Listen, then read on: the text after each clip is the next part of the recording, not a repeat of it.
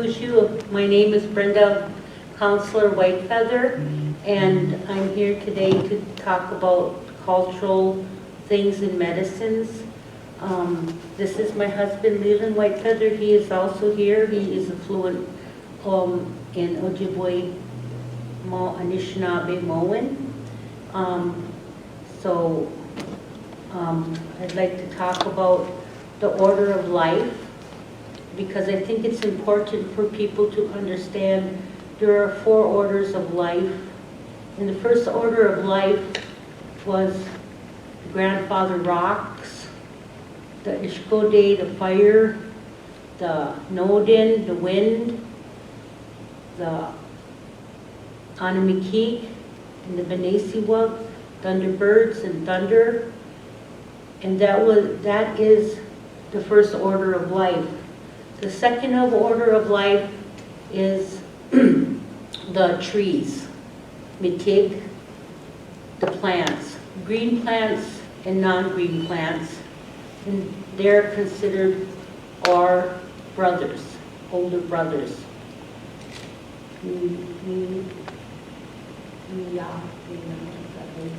Older brothers, they are older brothers. Then after that life form was created, he created a wasewak. He created the animals, the gigug, the birds and the fishes. And then the 4th order of life was the human being, all forms of human beings. And so, like, all order of life, the only order of life that can survive on its own with all the others is the first order of life, that being the grandfather rocks, the wind, the rain, Ishkode, and we are all interconnected to the 4 orders of life. They're not in a hierarchy, we all just exist. So when we need help, we ask these brothers in our relations, the animals that feed and clothe us, the plants that nourish us. Some people still harvest these plants and medicines. Most people go to a grocery store or a pharmacy, but the medicines are still there for the people, and the animals are still there for the people, and the trees and things are still there for the people to use. So, like, the Manidus are wondering, where are the people? You know, the Creator put all these things here for the people to use. So, like, when you ask a child about the order of life, they wouldn't be able to tell you what comes first, and that the human beings were not first. The human beings were created last. So, but anyways, they asked, I thought it was important to discuss the order of life form. Today I'm going to tell a story that I very much enjoyed, and I very much enjoyed and learned something from the story. So, a long time ago,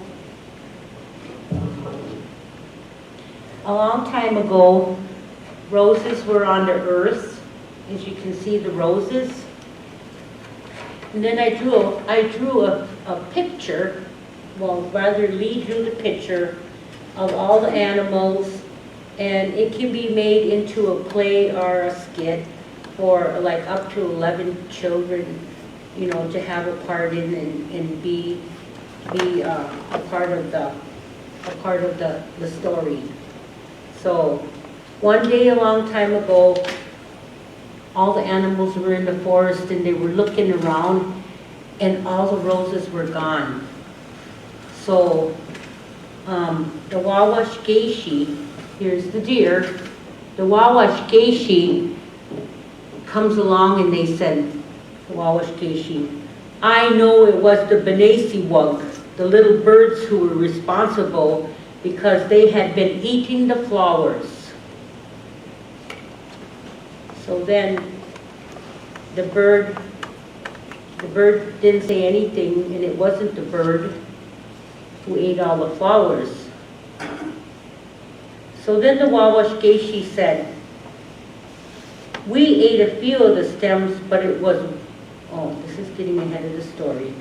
So the Wawash Geishe, the Benesi Wug, as you can see, he accused the deer of eating all of those flowers, and they didn't eat them all. So then, after the deer had accused the bird, then the little bird, the Amu, this is the Amu, it's a bee. The bee started buzzing around. Amu. We did taste a little of the pollen, but it is really May-Gua, the butterflies who are responsible, because they left their eggs on the roses, and their caterpillars hatched and ate all the leaves. So here's a caterpillar. There's the caterpillar. There's the butterfly. And they were laying their eggs on the roses and looking for a home. And that's what butterflies do. They will lay their larvae and that on the roses.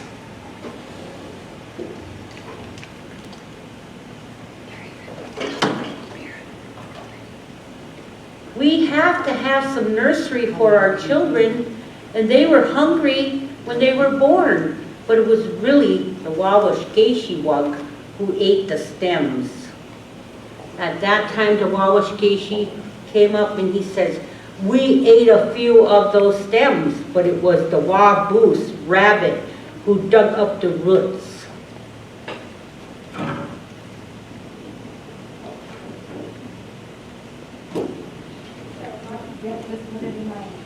Rabbit.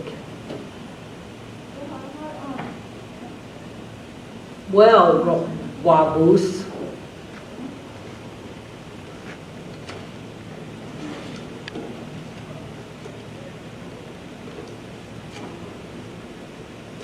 Well, Waboose, that is the reason why to this day his ears are so long and his legs are so stretched. They probably would have killed the Waboose if it wasn't for the Muckwa, the bear. He rose up. And then the Great Spirit. What seems to be the problem? Muckwa says, you see, Your Honor? You see, Your Honor? It's been determined that the Waboose is responsible for the disappearance of the roses. Manitou said. So the raccoon and the snake had a hold of the rabbit, and they were pulling his legs, and the coyote and the wolf had a hold of his hind legs, and they were all pulling. They were all mad Waboose ate that flowers. So that's when the Muckwa says on his hind legs, all right, he says, drop the Waboose.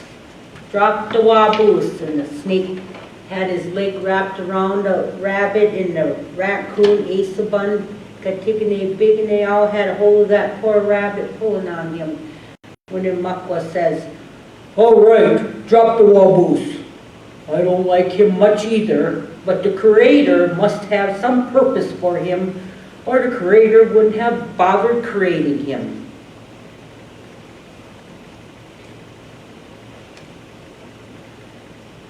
Then the Spirit says, what seems to be the problem?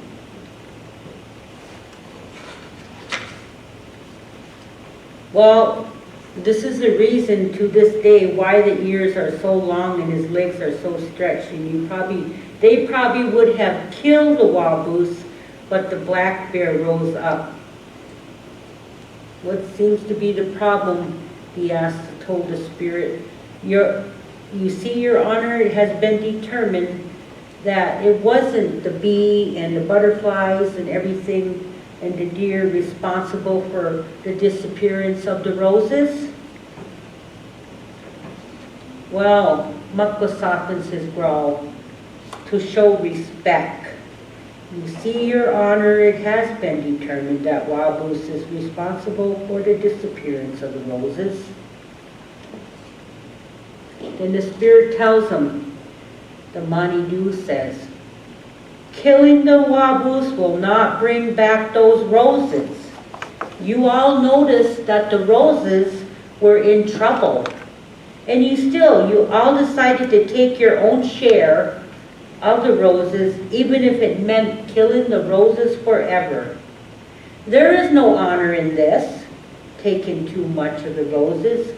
And this is not keeping, and it is not keeping with creation in balance as you were told to do in the very beginning time. So at the beginning of time, the Creator told all the creation, to don't take more than what you're going to use, and all the other relations will be using that. Well, says Manitou, I will tell you what. I will bring back the roses back. But this time, I am going to give them protection, so you won't be tempted to eat them up entirely ever again. And I am also going to leave that Wabus as he is, with his long ears and his stretched legs, so as he is so, that you will always be reminded of the disgrace of forgetting balance. So today you learned a lot of different animal names: Makwa, Asiban, Kitigne Big, Wawashkeshi, Amu, Memekwasi, and hip they call it, rose, Andik Mishkiki, the rose. And this is, supposed to be Mani deal. So anyways, what you learned here is, everybody uses the roses, but we as Anishinaabe also use the roses. These are the rose petals, and you dry them out really well, and then you can crumble them and you can use them in smudges. This is the part of the rose which they call rose hip.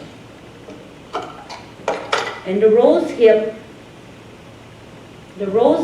inside of there, this part above the leaf, looks like a capsule. You got to dig in there and you got to pull all of them seeds out of there.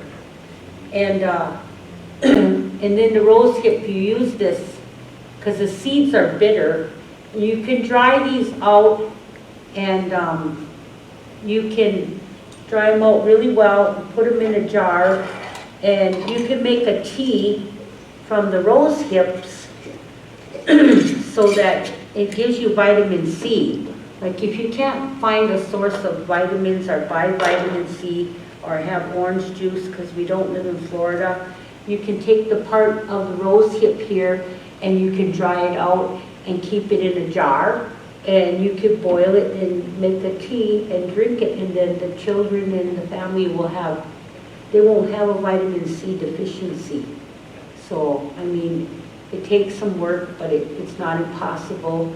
And then that is why they have thorns on the wild roses now, because of the day the roses disappeared, and the rabbit ate all the roses.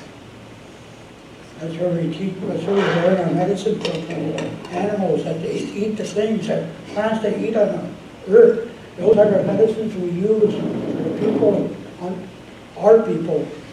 That's what we use, whatever the animal eats, those are the medicines we use. So we learn from the animals, but with the medicine, by the animals. So Yeah, you're right. If the animals won't touch the medicine or eat the medicine, then you know it's not good to eat. Like there's certain mushrooms out there and they're out there and they don't look like they've been touched. Well, that's because they're poisonous and they're not good to eat. But sometimes you'll see whatever the animals eat, you know, we can eat pretty much. So Awase are our teachers throughout our life, and they are like our protectors as well. So like that's why I explained the order of life. And old people say you never have to be afraid in the woods, only have to be afraid of another human being. So that's the roses. So that's the medicine we learned today about the roses. So I'm going to get another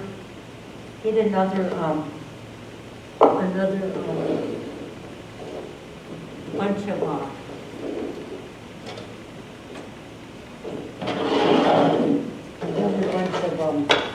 another tree.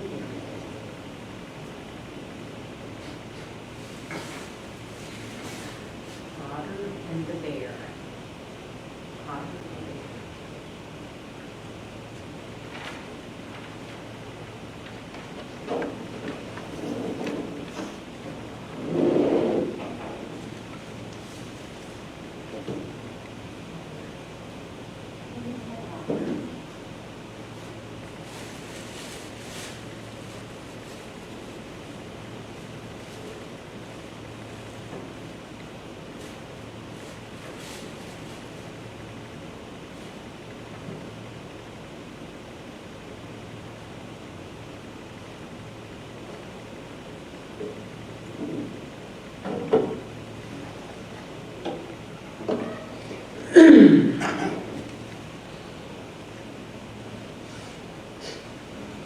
A long time ago, there was Indian people on the earth.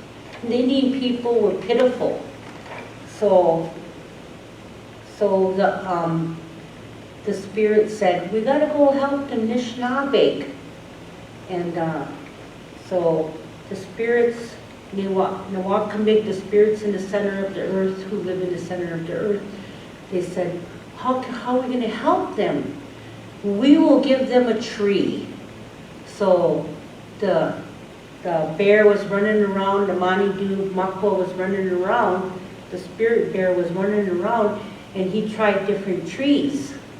So one tree was too heavy, the oak tree, so he couldn't push it up. And so the other trees he tried weren't good either. So finally they found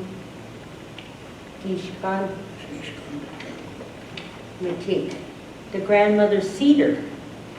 So the Anishinaabe were up on the earth and they heard this great rumbling and noise, and everybody scared and ran, and pretty soon the Papa say flied around and he said, oh, he was curious what was going on. All of a sudden the cedar popped up out of the earth. And then out popped Makwa. And then out came the gig, the otter. And the otter was like, well, where are these Anishinaabe that don't got no hair or anything, fur? They don't have no fur. Well, the Anishinaabe were sitting there, the Nini and the Kwe and the Abanuj. And the Abanuj was laying there and he was crying, wah, laying there, wah. So the bear walks up and he says, look it by the lake there. I'm going to go and get that medicine over there.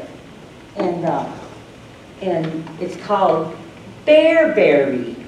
And it grows along sandy shores. So that's where you'll find this bearberry. So then he runs over there and he grabs a berry, a red berry from the bearberry. And it has little, they look like, their leaves are kind of shiny in color. He goes over there and then he gets a a berry, and the otter says, well, what are you doing? Well, the baby needs something. And the otter says, well, hurry up, will you hurry up, because my fur is getting dried out and I want to go back. Okay, so the bear runs over there, he gets the berry, and he goes over by the little baby in his tickanoggin, and he puts that berry in that baby's mouth, and the bear berry, and drops it in there, and that's why children today have that epiglottis. When you open up your mouth, you see that little thing in there. And that's what the baby needed. So the baby quit crying. So that today when you look at the baby, and the babies don't cry, they're always like swallowing.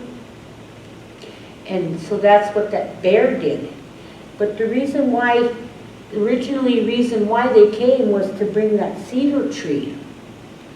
And the cedar tree is opens up the lines of communication to all those orders of life.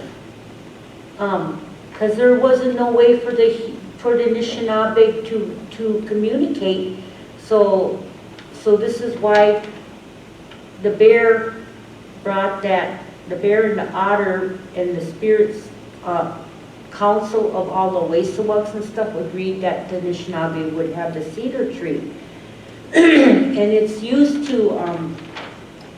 for many things, the cedar tree that was given to Anishinaabe, and it's grandmother cedar, and she offers you, if you look at the tree, its roots are the mirror image of the tree.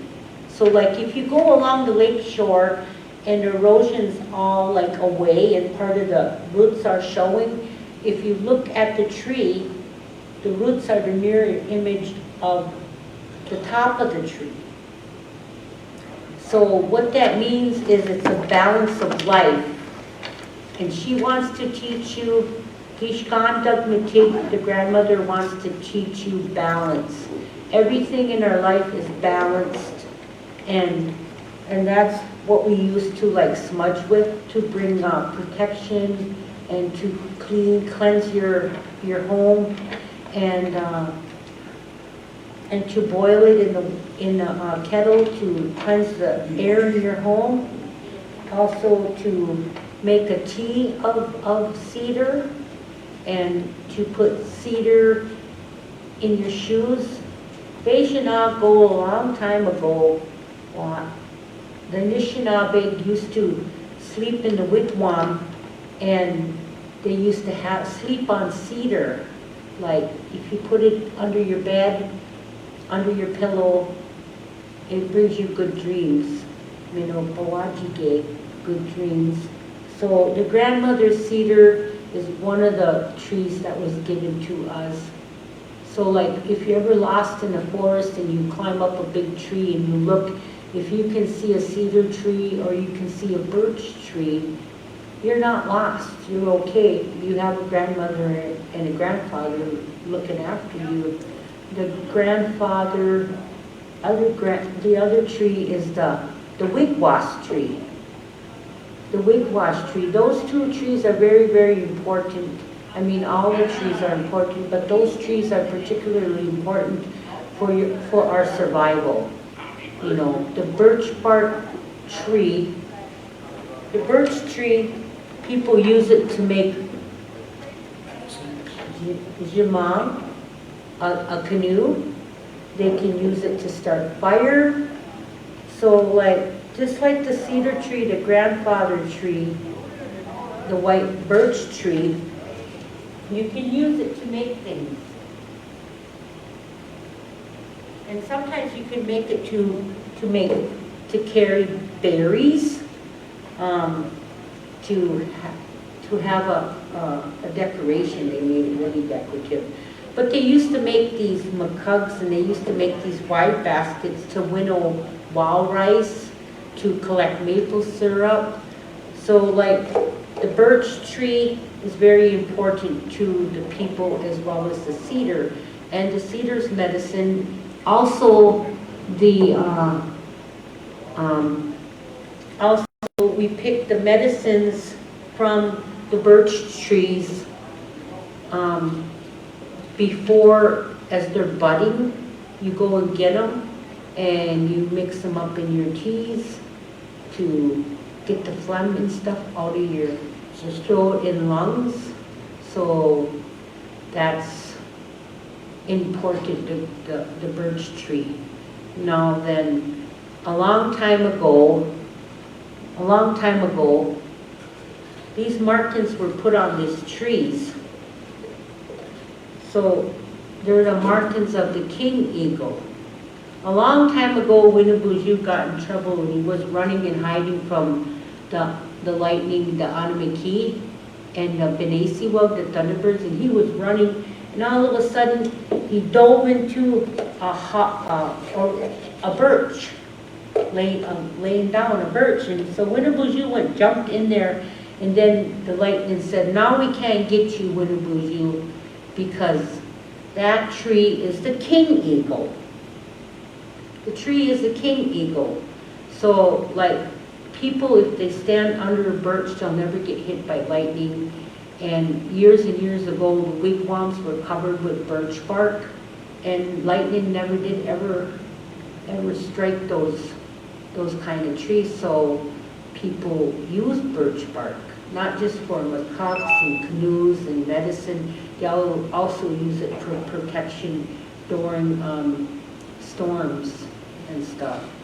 So that is our grandfather, the wigwas, the birch tree. There are different types of birch tree. There's yellow birch, there's white birch, and there's swamp birch and golden, that's golden poplar, golden color.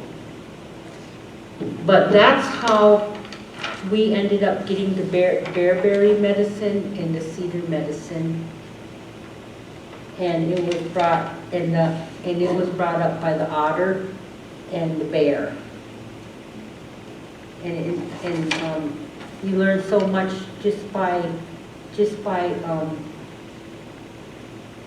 storytelling. Yeah. Yeah. So like he drew these pictures so we wouldn't get lost in the storytelling. So today you learned about roses, you learned about cedar, you learned about wigwas, and you learned all kinds of names in Ojibwe, and you learned about bearberry. And who brought it to us. Then another thing is another thing that they've been teaching and stuff, and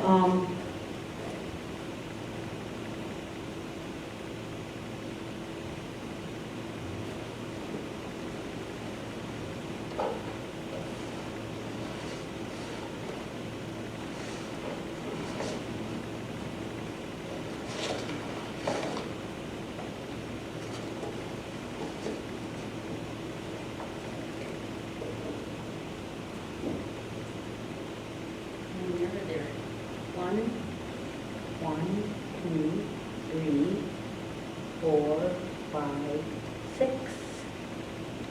And which one is the other one? The 7 keychains. And I couldn't find the little beaver. So all I got is this big beaver. They have another group coming in here, so they just want themselves, oh, I have to wrap up after. If it's a short story, we can do it. Oh no, it's just a language thing. Okay. It doesn't necessarily need to know that.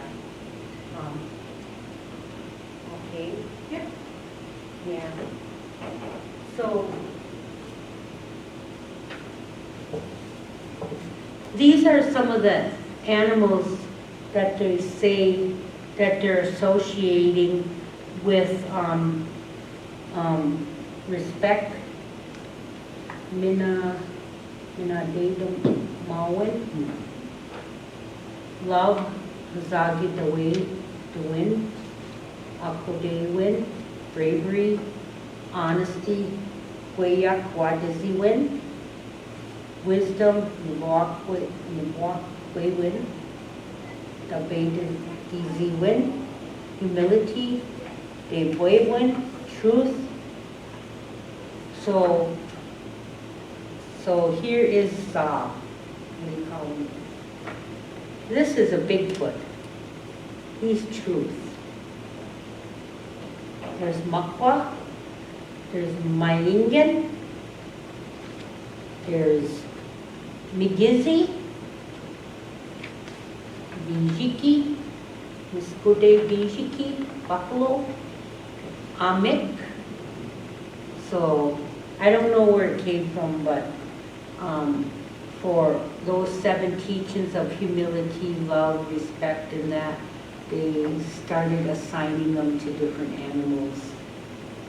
So, but I wasn't sure how much time. I want to thank you for listening. And till next time, keep go out min work. Be rich, be rich. There. So what do you choose? Okay. Nice, I like it.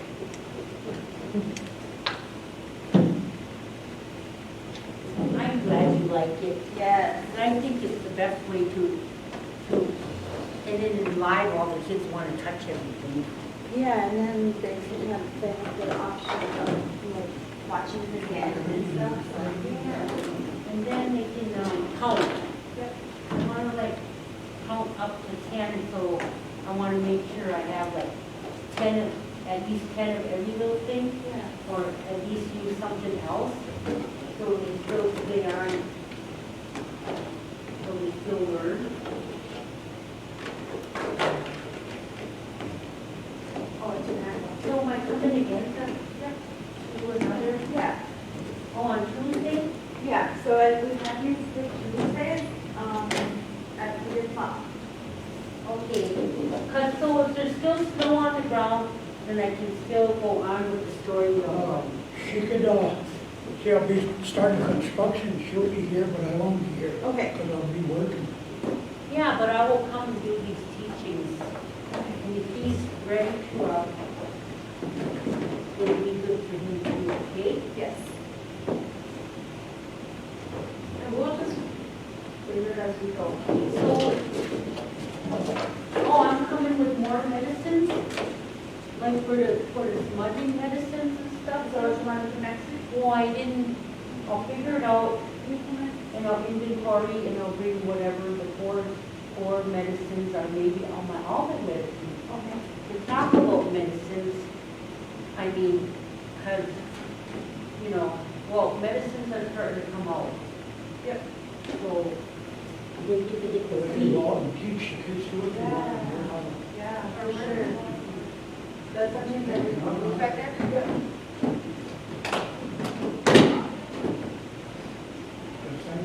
Look at Also, how many Bigfoots I got. A lot. you found some good. Yeah. We'll go and, see Jen.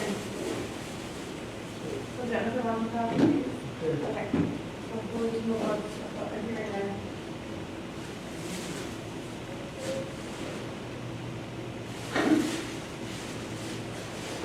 Well, how many medicines did you learn? Who's listening to these kids? Who's listening to it with the kids? The parents of the Yep. kids? Oh, okay, so I don't see them, but maybe sometime I will see them. Yes. So I think I will discuss and let you record, like, medicine, protection medicine for the house and stuff. Yeah. Because I did that here before, but, you know, people made their medicine pouches, but I don't do medicine pouches. If they don't have medicine pouches, I can show them that it's just good to put it in a cloth. Yep. And what the medicine is, okay? Okay. Because I do I have my medicine in my wallet I've carried for 20 years, 34 years, even before my son was born in 1984. So I've had it since 1983.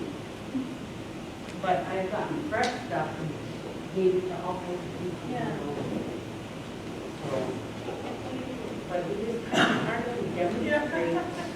but I'll demonstrate. I'm going to get in the roaster and demonstrate that, how to,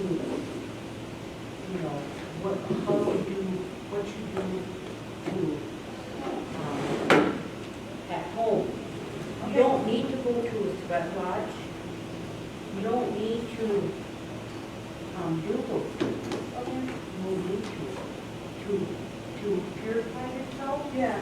And it is nice because the grandfather rocks are in the sweat lodge, but it's not mandatory, if you need to smudge, then if you need to sweat, then you just sweat, okay? Yeah, we'll put this in the car. Okay. All right. Thank you.